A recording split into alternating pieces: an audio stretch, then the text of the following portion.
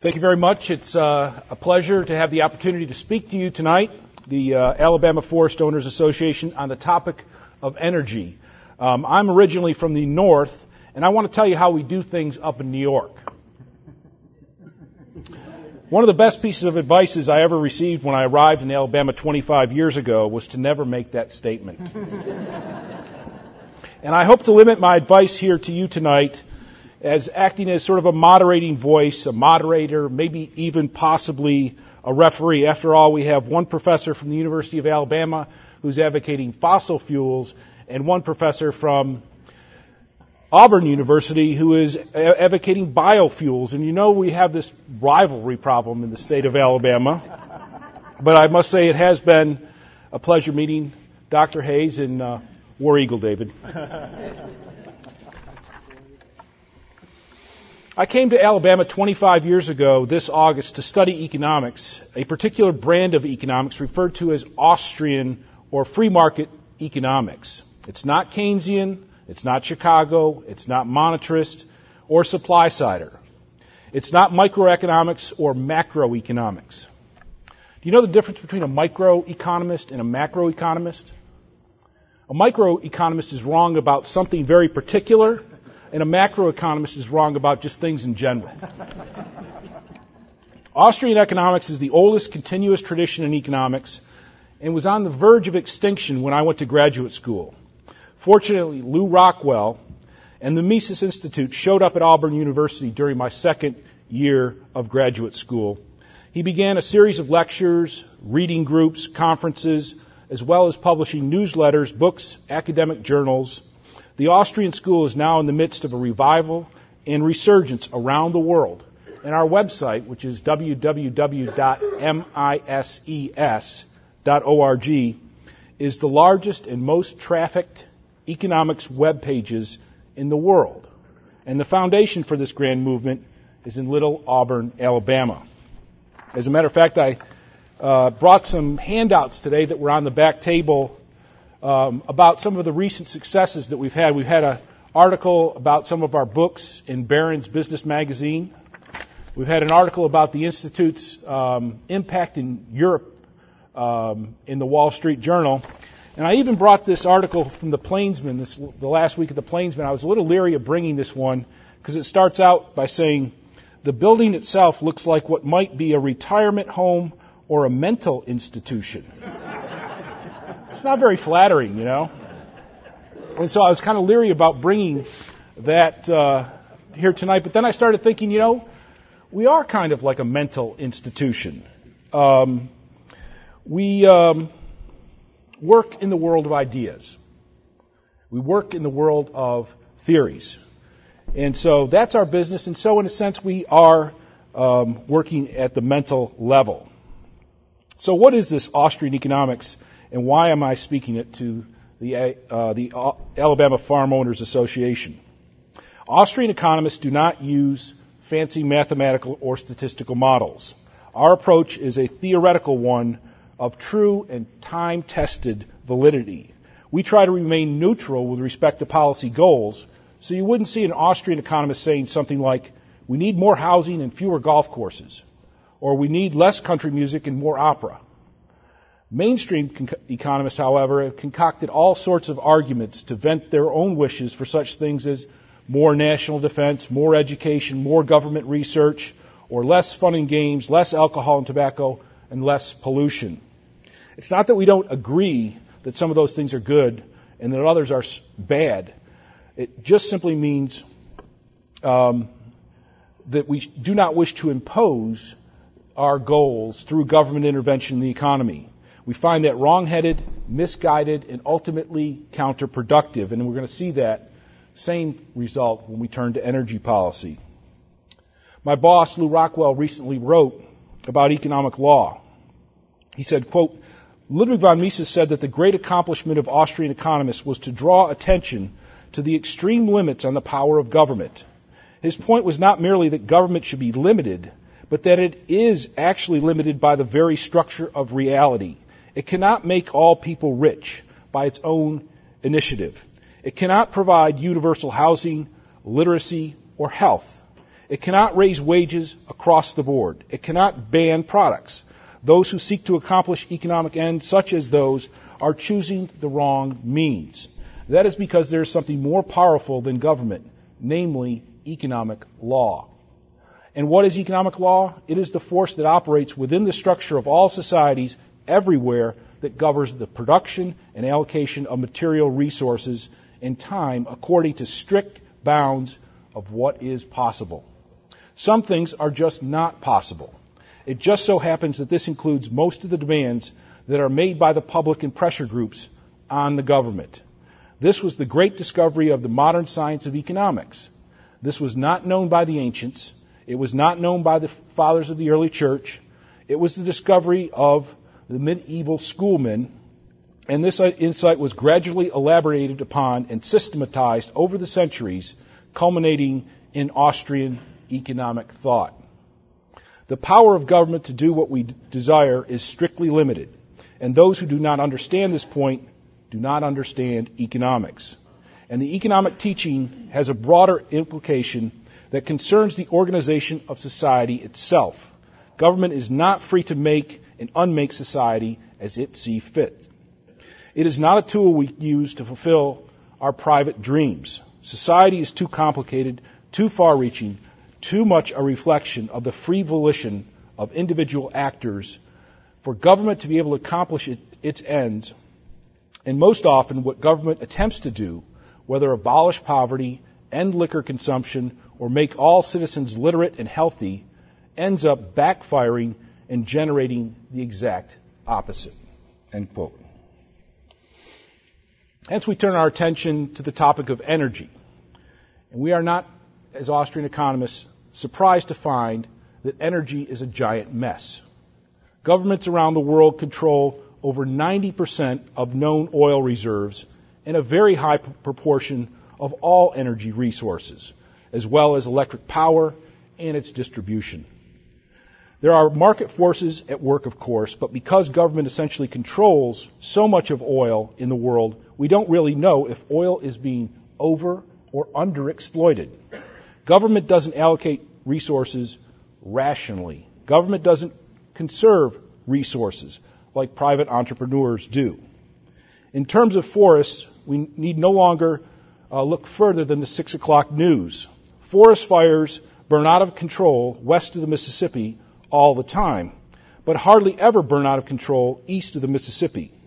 Is that because of rain or the type of trees that are involved? No, it's because most of the forest land in the west is allocated and controlled by government, but in the east, private foresters control most of the land. Bureaucrats actually want to protect the government trees.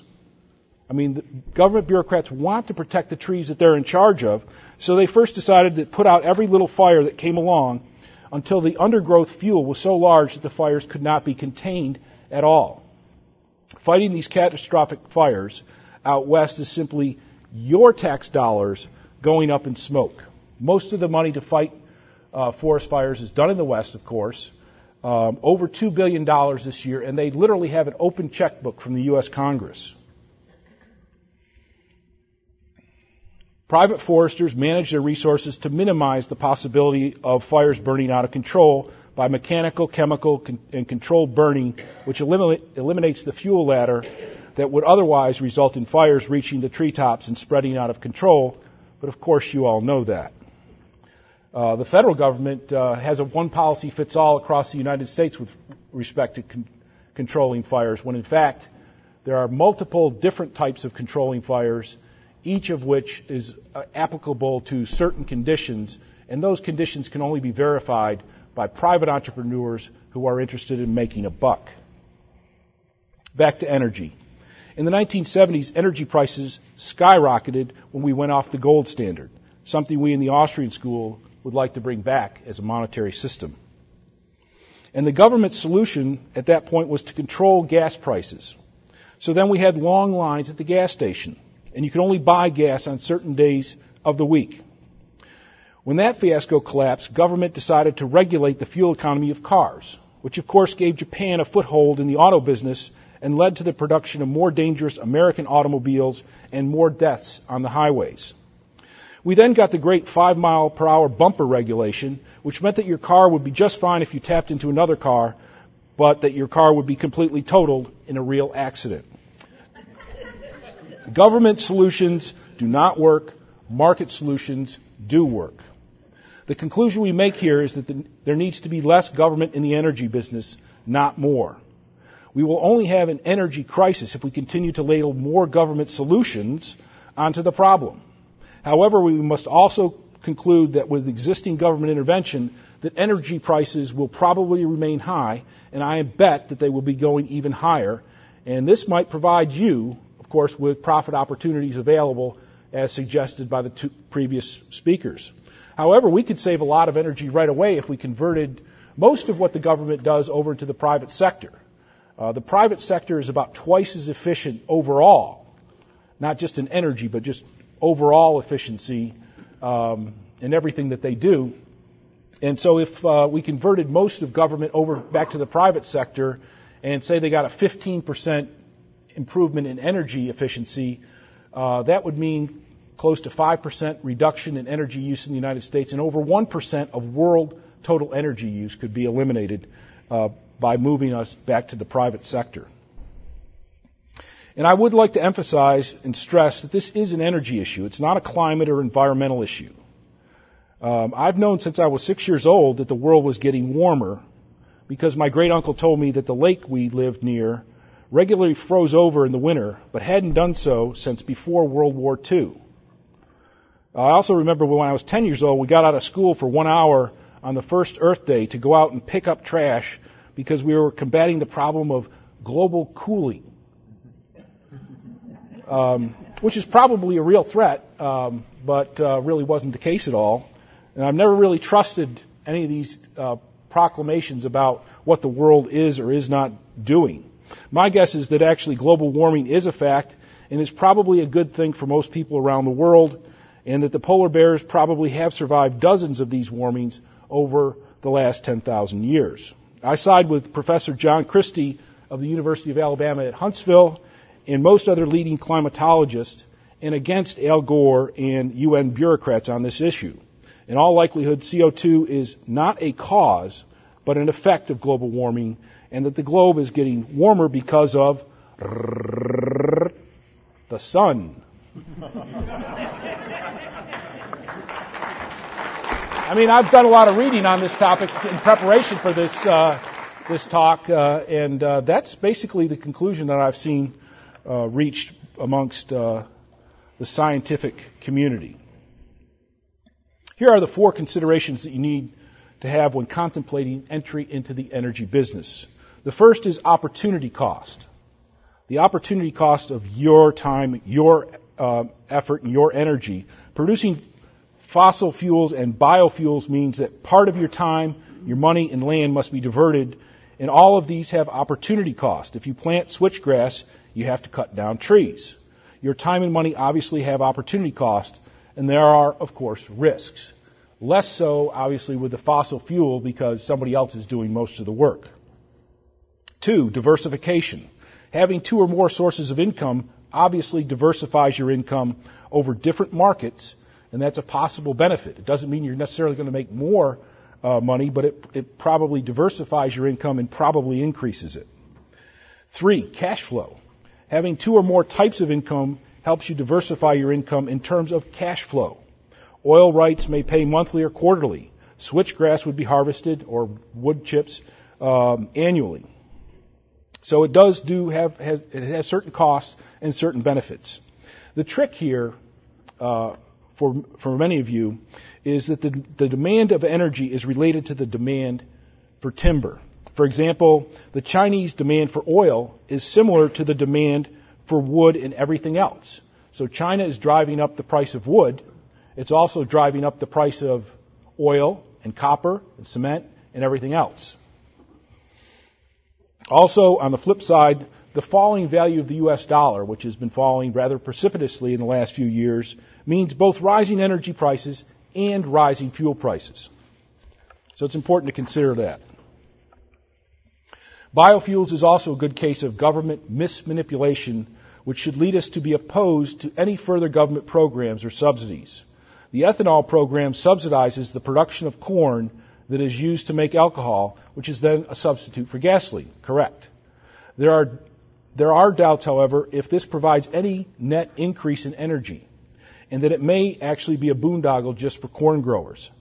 It has led in part to a doubling of corn prices, and this has led to marches, demonstrations, and riots in Mexico City because of the high price of tortillas. I'm not making this up.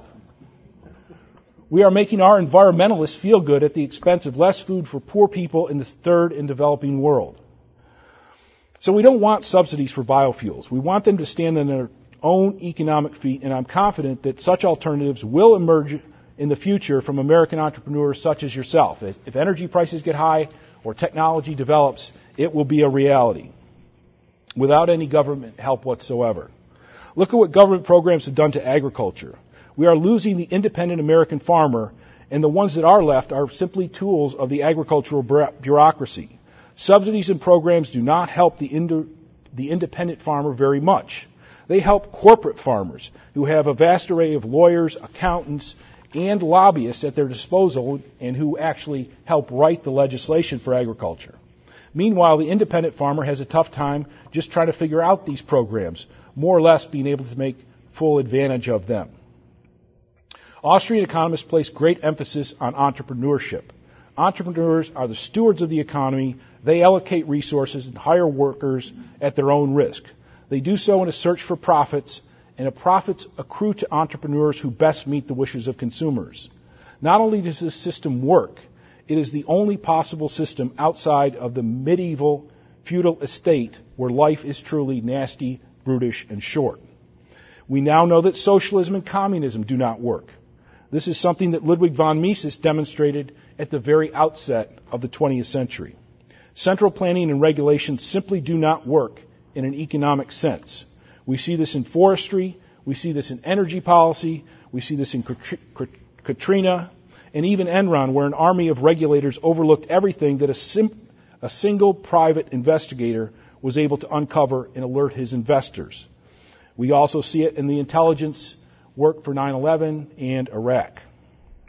The market quickly punished Enron's owners while government prosecutors dragged the Enron investigation for so many years that Ken Lay was actually dead before he was convicted.